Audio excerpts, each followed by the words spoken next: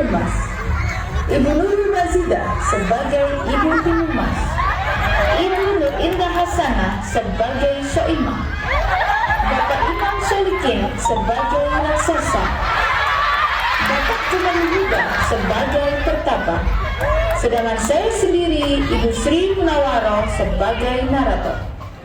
Baiklah para hadirin yang berbahagia, marilah kita saksikan bersama penampilan dari rekan-rekan kami. Langsung saja kita ke TKP.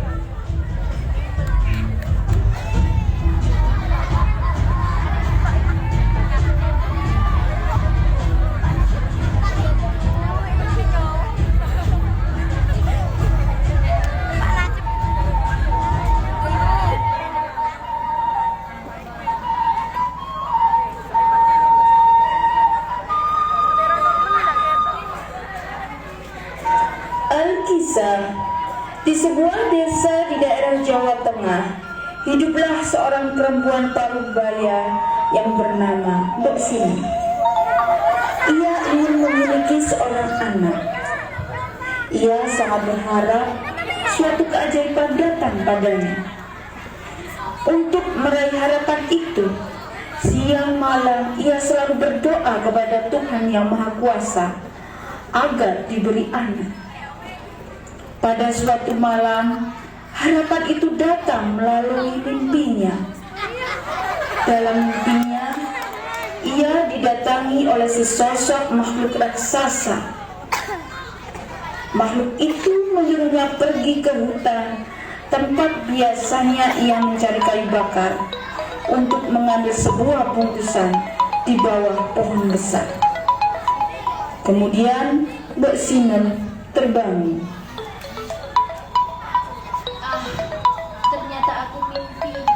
Mimpi seperti benar-benar nyata, benar-benar ajaib.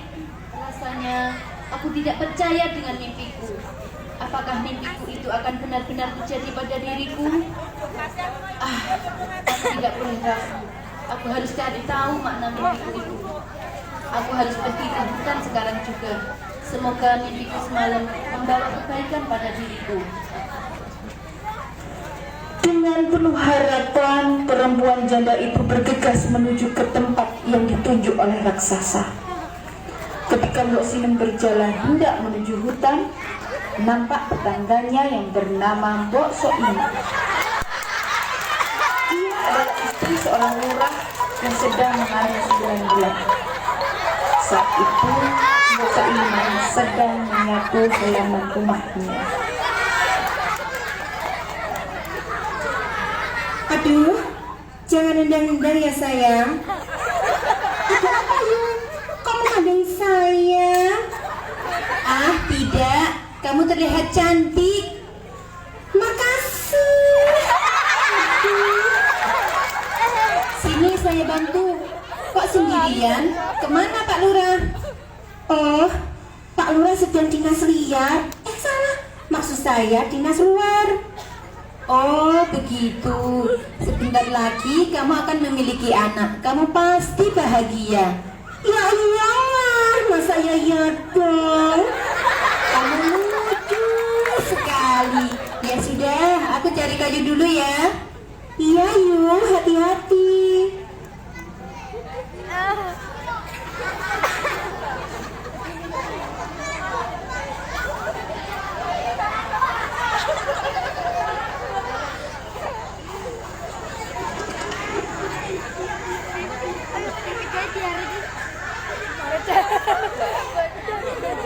Di mana ya bungkusan seperti yang ditunjukkan raksasa itu? Oh, itu ada pohon besar. Aku segera ke sana. Hah? Ini ada bungkusan seperti yang ditunjukkan raksasa dalam mimpiku itu. Coba aku buka isinya. Hah? Cuma sebutir biji timun. Kira isi bungkusan ini adalah seorang bayi. Tapi apa maksudnya ya? Raksasa itu menunjukkan aku sebutir biji timun ini. Buat apa biji timun ini? Aku tidak mengerti.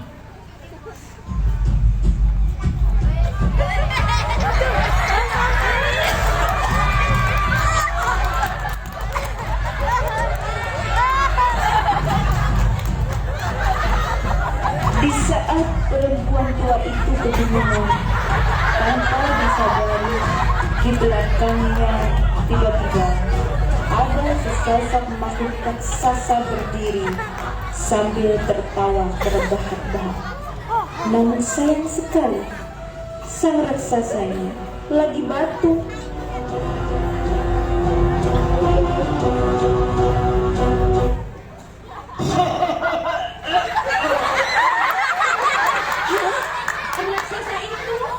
Raksasa itu yang hadir dalam mimpiku. Aku takut sekali. Ampun, raksasa, jangan memakanku. Aku masih ingin hidup. Jangan takut, perempuan tua. Aku tidak akan memaksamu. Bukankah kamu menginginkan seorang anak? Benar, raksasa. Kalau begitu, segera tanam biji timun itu. Kelak kamu akan mendapatkan seorang anak perempuan. Tapi ingat, kamu harus menyerahkan anak itu kepadaku saat dia sudah dewasa. Anak itu akan kujadikan santapanku.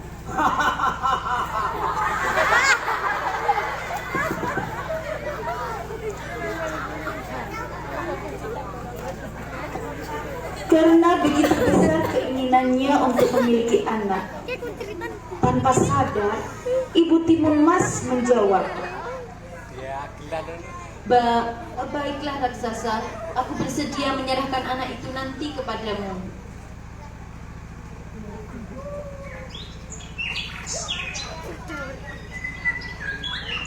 Begitu perempuan janda itu selesai menyatakan kesediaannya, raksasa itu pun berlalu dari hadapannya. Perempuan itu segera menanam biji timun itu di ladangnya. Setiap hari ia merawat tanaman itu dengan baik. 2 bulan kemudian, tanaman itu pun mulai berbuah.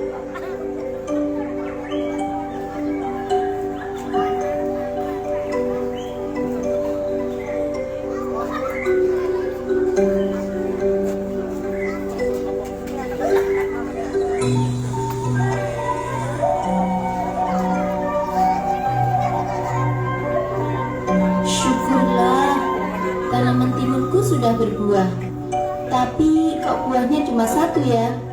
Dan buahnya besar sekali, tidak seperti buah timun pada umumnya. Sungguh aneh, dan warnanya pun berwarna kuning keemasan. Hah? Cekat sekali timun ini. Sepertinya timun ini juga sudah masak. Sebaiknya aku petik sekarang juga dan segera aku bawa pulang. Ternyata berat sekali timun ini.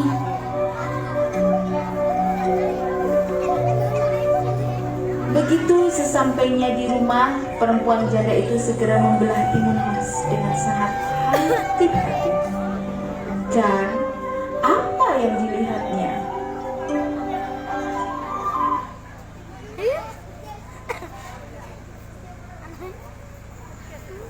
Hah? Seorang bayi perempuan? Wah, bayi ini sangat cantik sekali. Aku ingin sekali menggendongnya.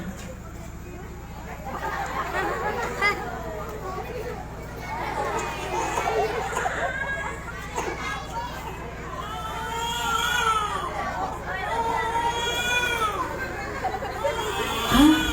Bayi ini menangis. Aku bahagia sekali mendengar suara tangisan bayi ini. Sudah lama aku merindukan suara tangisan bayi dalam dekapanku.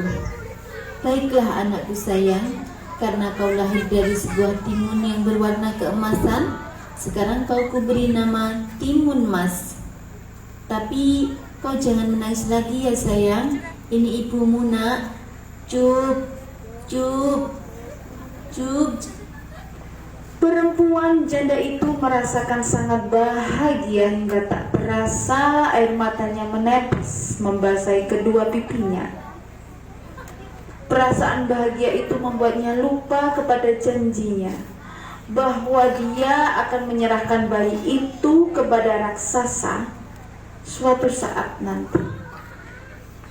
Ia merawat dan mendidik timun mas dengan penuh kasih sayang hingga tumbuh menjadi gadis yang cantik, cerdas, dan baik perangainya.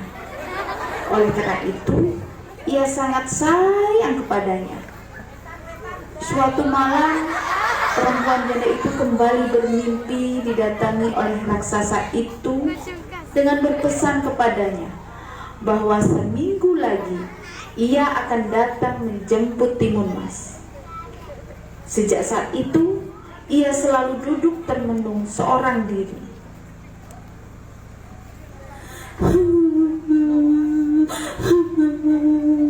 Aku tidak bisa berpisah dengan anak yang sangat kusayangi. Kenapa aku baru menyadari bahwa raksasa itu ternyata jahat? Timun Mas akan dijadikan santapannya. Aku tidak rela. Aku sedih sekali. Bu, akhir-akhir ini Ibu sering termenung dan kelihatannya Ibu nampak sedih. Apa yang sedang Ibu pikirkan? Barangkali aku bisa membantu mengurangi kesedihan Ibu. Gimana ya? Ibu tidak ingin kau ikut bersedih, nak. Ibu tidak ingin kehilanganmu. Ibu tidak bisa jauh darimu. Ibu sangat menyayangimu. Apa maksud Ibu? Aku tidak mengerti, Bu. Ada apa sebenarnya, Bu? Katakan sejujurnya. Kenapa Ibu bicara seperti itu? Aku makin tidak mengerti, Bu. Katakan terus terang, Ibu. Karena kau memaksa ibu terus, ya sudah, baiklah nak. Ibu akan menceritakan asal-usulmu. Sebenarnya ibu tidak ingin menceritakan perihal asal-usulmu yang selama ini ibu rahasiakan. Maafkan ibu nak, selama ini ibu merahasiakan sesuatu kepadamu. Rahasia apa, Bu? Timun Mas, sebenarnya kamu bukanlah anak kandung ibu yang lahir dari rahim ibu. Apa, Bu? Aku bukan anak kandung Ibu. Terus aku ini anak siapa, Bu? Tenang dulu anakku. Baiklah, akan ibu ceritakan semuanya perihal dirimu. Ibu pernah bermimpi didatangi raksasa besar. Kemudian raksasa itu menyuruh mengambil bungkusan di hutan. Dan di dalam bungkusan itu ada biji timun. Kemudian disuruh menanam. Setelah berbuah, buah itu akan diambil raksasa untuk dijajikan santapannya. Dan isi buah itu adalah kau, anakku. Apa maksud Ibu? Jadi aku ini lahir berasal dari dalam sebuah timun emas, lalu akan dijadikan santapan raksasa. Begitu, Bu? Aku tidak percaya, Ibu. Cerita ibu benar, anakku. Timun tidak mau ikut bersama raksasa itu, Bu. Timun takut sekali. Timun sangat sayang kepada Ibu yang telah mendidik dan membesarkan Timun. Iya, anakku. Ibu juga sangat sayang padamu. Dan ibu tidak akan melepaskanmu begitu saja untuk dijajikan santapan raksasa. Ibu akan cari cara untuk menyelamatkanmu dari raksasa jahat itu, nak. Terima kasih, Ibu. Berhari-hari Ibu Timun Mas memikirkan cara untuk menyelamatkan anak kesayangannya, tapi belum juga menemukan jalan keluar. Sampai pada hari yang telah dijanjikan oleh raksasa itu, Ibu Timun Mas belum juga menentukan jalan keluar. Hatinya pun mulai cemas, dan kecemasannya tiba-tiba ia menemukan sebuah akal. Ia menyuruh Timun Mas berpura-pura sakit. Dengan begitu, tentu raksasa itu tidak akan mau menyantapnya. Saat matahari mulai senja, raksasa itu pun mendatangi gubuk Ibu Timun Mas.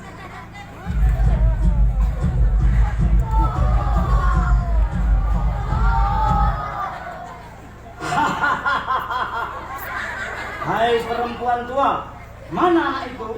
Aku akan membawanya sekarang. Maaf raksasa, anak itu sedang sakit keras. Jika kamu menyantapnya sekarang, tentu dagingnya tidak enak. Bagaimana kalau 3 hari lagi kamu datang kemari? Aku akan menyembuhkan penyakitnya terlebih dahulu. Baiklah kalau begitu. Tapi kamu harus berjanji akan menyerahkan anak itu. Baik, baik raksasa, aku akan tepati janjiku. Raksasa itu pun berlalu dari hadapan Ibu Timun Mas. Ibu Timun Mas kembali bingung mencari cara lain. Setelah berpikir keras, akhirnya ia menemukan cara yang menurutnya dapat menyelamatkan anaknya dari santapan raksasa itu. Ia akan meminta bantuan kepada seorang pertapa yang tinggal di sebuah gunung. Anakku, besok pagi-pagi sekali ibu akan pergi ke gunung untuk menemui seorang pertapa. Dia adalah teman suami ibu. Barangkali dia bisa membantu kita untuk menghentikan niat jahat raksasa itu. Ya Bu, Ibu benar sekali. Kita harus membinasakan raksasa itu. Ibu tidak mau menjadi sentapannya.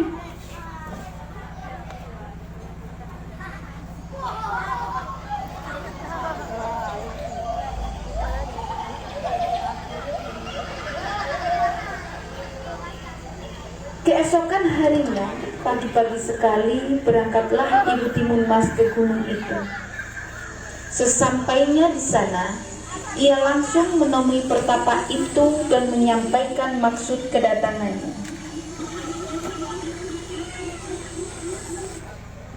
Assalamualaikum.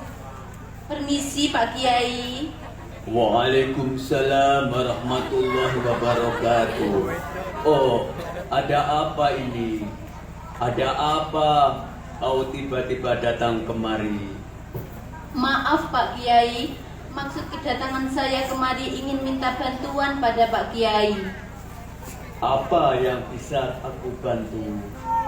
Begini Kiai, saya punya seorang putri yang saya beri nama Timun Mas. Dan putri saya ini akan dijadikan santapan oleh raksasa besar. Saya tidak ingin anak saya itu mati jadi santapan raksasa itu.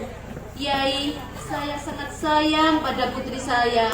Saya harap Kiai bersedia membantu saya. Oh, jadi begitu. Baiklah, aku bersedia membantumu. Tunggu sebentar ya. Iya Kiai.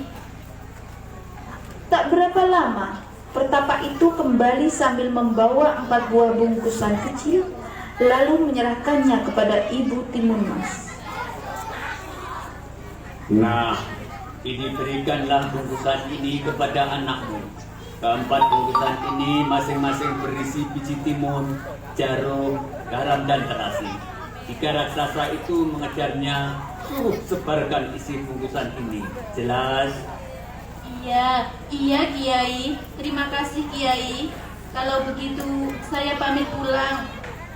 Ya, hati-hatilah. Semoga berhasil apa yang kamu inginkan. Iya.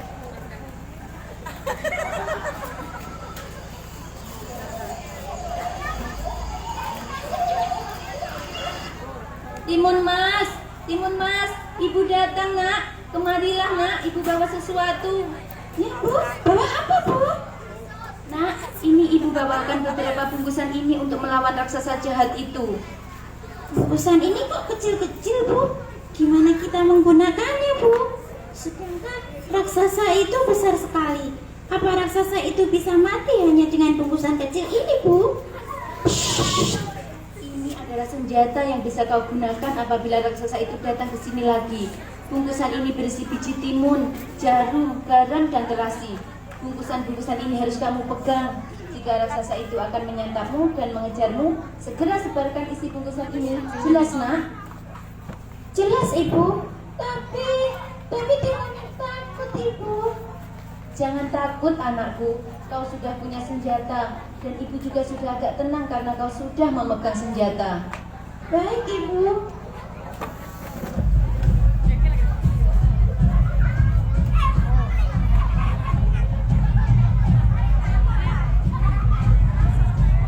Dua hari kemudian, raksasa itu pun datang untuk menagih janjinya kepada Ibu Timun Mas.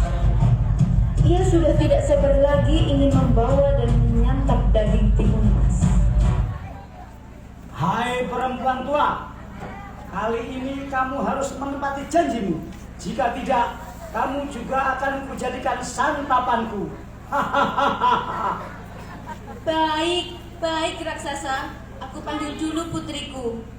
Timun mas putriku, kemarilah nak. Ini ada yang mencarimu.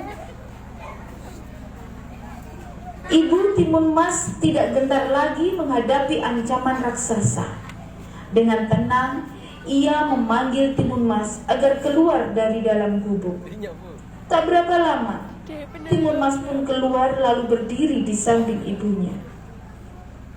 Ada apa ibu? Wah, raksasa! Jangan takut anakku. Jika raksasa itu akan menangkapmu, segeralah lari dan ikuti petunjuk yang telah kusampaikan kepadamu. Baik ibu. Gadis ini pasti sangat lezat jika kusantap. Aku makin tidak sabar untuk menyantapnya. Ayo, kemarilah nak. Mendekatlah padaku. Aku tidak mau. Aku tidak sudi jadi santapanmu. Melihat timun mas yang benar-benar sudah dewasa, raksasa itu semakin tidak sabar ingin segera menyantapnya. Ketika ia hendak menangkapnya, timun mas segera berlari sekencang-kencangnya.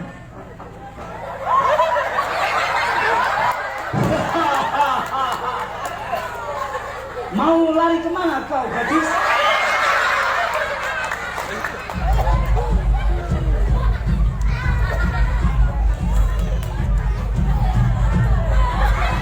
Raksasa itu pun mengejarnya. Tak ayal lagi terjadi kejar-kejaran antara makhluk raksasa itu dengan timun mas. Setelah berlari jauh, timun mas mulai kecapean. Sementara raksasa itu semakin mendekat. Aduh, aku capek sekali. Duh, gimana ini? Raksasa itu makin mendekat padaku. Mau lari kemana, anak manis? Oh iya, aku harus Setelah mengeluarkan kecapean, bungkusan yang diberikan. timun mas menebar biji timun yang diberikan oleh ibunya. Sungguh ajaib, hutan di sekelilingnya tiba-tiba berubah menjadi ladang timun. Dalam sekejap, batang timun tersebut menjalar dan melilit seluruh tubuh raksasa itu. Namun, raksasa itu mampu melepaskan diri dan kembali mengejar timun mas.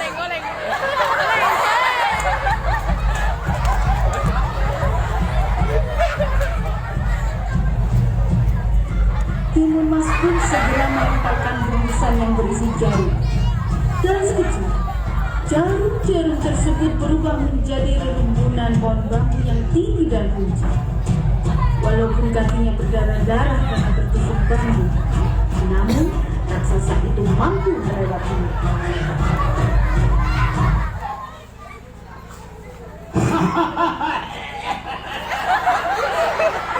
Mau lari kemana kau, timun mas? Aku akan terus mengejarmu. Sudah melempar dua bungkusan biji timun dan jarum. Raksasa itu masih berhasil menyelamatkan diri dan terus mengejarku. Aku takut sekali. Aku masih punya beberapa bungkusan lagi. Baik, aku buka bungkusan satunya lagi. Timun mas membuka bungkusan ketiga yang berisi garam, lalu menebarkannya. Seketika itu pula hutan yang telah dilewatinya tiba-tiba berubah menjadi lautan luas dan dalam. Namun, raksasa itu tetap berhasil melaluinya dengan mudah. Duh, gimana ini? Bungkusan yang ketiga sudah ditebarkan juga. Tapi raksasa itu masih bisa menyelamatkan diri. Ini senjataku tinggal satu-satunya. Jika senjataku satu-satunya ini tidak berhasil melumpuhkan raksasa itu, maka tamatlah riwayatku. Baiklah, aku Aku akan berusaha semoga senjataku yang tinggal satu ini bisa membinasakan raksasa itu. Nih raksasa, terimalah ini. Dengan penuh keyakinan, ia pun melemparkan bungkusan terakhir yang berisi terasi. Seketika itu pula, tempat jatuhnya terasi itu tiba-tiba menjelma menjadi lautan lumpur yang mendidih. Alhasil, raksasa itu pun tercebur ke dalamnya dan tewas seketika. Syukurlah, raksasa itu sudah mati. Aku selamat. Terima kasih Tuhan. Aku harus segera pulang menyampaikan kabar gembira ini pada ibu. Ibu, aku selamat ibu. Aku selamat dari kejaran raksasa itu ibu. Raksasa itu ini sudah mati. Apa? Kau selamat anakku? Syukurlah, ibu senang sekali. Ibu bahagia. Ibu bahagia nak, akhirnya kau selamat nak. Sejak saat itu, Ibu Timun Mas dan Timun Mas hidup berbahagia. Demikianlah tadi dongeng Timun Mas dari daerah Jawa Tengah. Dari cerita tadi dapat dipetik sebuah pelajaran bahwa orang yang selalu berniat jahat terhadap orang lain seperti raksasa pada akhirnya akan celaka. Selain itu, cerita tadi juga mengandung pelajaran bahwa dengan usaha dan kerja keras, segala rintangan dan cobaan dalam hidup ini dapat diselesaikan dengan baik. Seperti yang ditunjukkan oleh Ibu Timun Mas dan Timun Mas. Berkat usaha dan kerja kerasnya, mereka dapat membinasakan raksasa jahat yang hendak memangsa Timun Mas.